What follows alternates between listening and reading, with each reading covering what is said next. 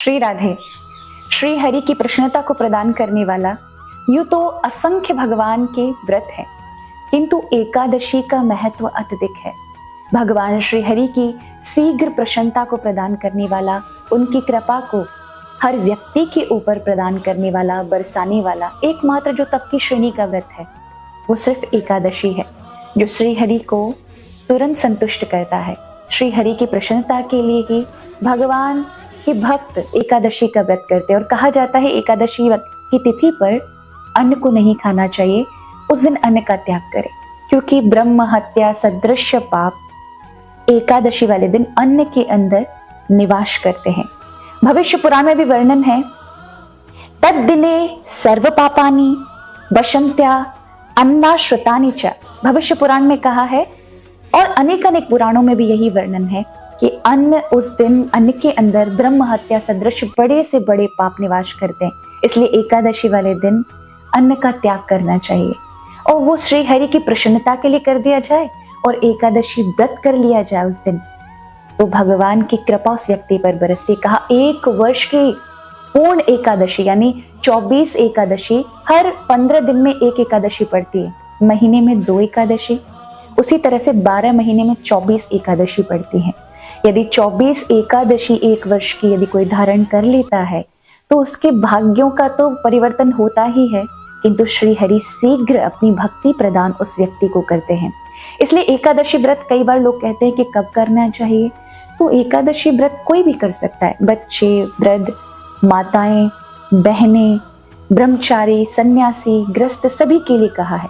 यहाँ तक कि कालिका पुराण में वर्णन है, सपुत्रस्य सभार्यश्च स्वजने भक्ति संयुक्तः एकादश उपवशेत पक्षयोरु भयोरपि। यानी एकादशी का व्रत आपको सबको करना चाहिए। जब आप देखें आपके जीवन में एकादशी है, बालकों से, बच्चों से, पत्नी से कराएं, अपने सगे संबंधी कुटुंबियों के साथ मिलकर एकादशी व्रत करें, तो महान पुण्य की और श्री हरि के कृपा पात्र वो व्यक्ति हो जाते हैं। लेकिन अब आते हैं कार्तिक मास की एकादशी का बड़ा फल है, यानी कृष्ण पक्ष और शुक्ल पक्ष, ये दोनों पक्षों की कार्तिक मास की एकादशी 10,000 एकादशियों का पुण्य प्रदान करती हैं। कई पुराणों में पद्म पुराण अंतर्गत वर्णन आता है, यही स्कंद पुराण में वर्णन आता है। कार्तिक मास भगवान को अत्यंत प्रिय है। उसमें ये जो देव प्रबोधनी एकादशी है, जिसमें हम देवताओं को जगाते हैं, इस दिन 4 मास के बाद भगवान श्री हरि जागते हैं और अपने भक्तों पर कृपा दृष्टि प्रदान करते हैं। वैसे तो श्री हरि की कृपा हर समय, हर क्षण, हर भक्त पर होती है, किंतु इस एकादशी की विशेष महत्वता है। इस दिन भगवान श्री हरि के लिए विष्णु सहस्त्र नाम का पाठ करना चाहिए। इस बार देव प्रबोधनी एकादशी, जिसे हरि प्रबोधनी एकादशी कहा जाता है, 23 नवंबर की है और 23 नवंबर वाले दिन ही हमको एकादशी का व्रत करना है। अगले दिन सुबह 24 नवंबर को हम पारण करेंगे। द्वादशी की तिथि के अंतर्गत ही पारण करना चाहिए, त्रयोदशी ना लगे, इस बात का हमेशा ध्यान रखेंगे।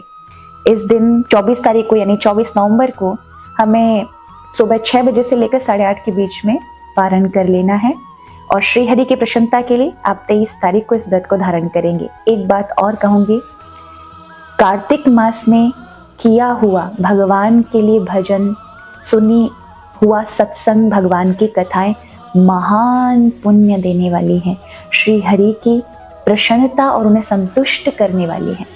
तो आप अवश्य इस एकादशी को यानी देव प्रबोधनी एकादशी को श्री हरि की कथा, प्रभु का स्मरण और हो सके कम से कम आधे घंटे का कीर्तन अपने घर में अवश्य करना। कार्तिक मास में समग्र तीर्थ, वेद, पुराण, उपनिषद और समग्र देवता उस जगह निवास करते हैं जिस दिन कार्तिक मास के देव प्रबोधनी एकादशी के दिन कीर्तन होता है। हो सके तालियों की सेवा करते हुए, नाचते गाते हुए भगवान का कीर्तन 1 घंटे का, चाहे रात्रि में करिए चाहे शाम को करिए, पर कीर्तन अवश्य करिएगा। आप सभी को देव प्रबोधनी एकादशी की ढेर सारी शुभकामनाएं।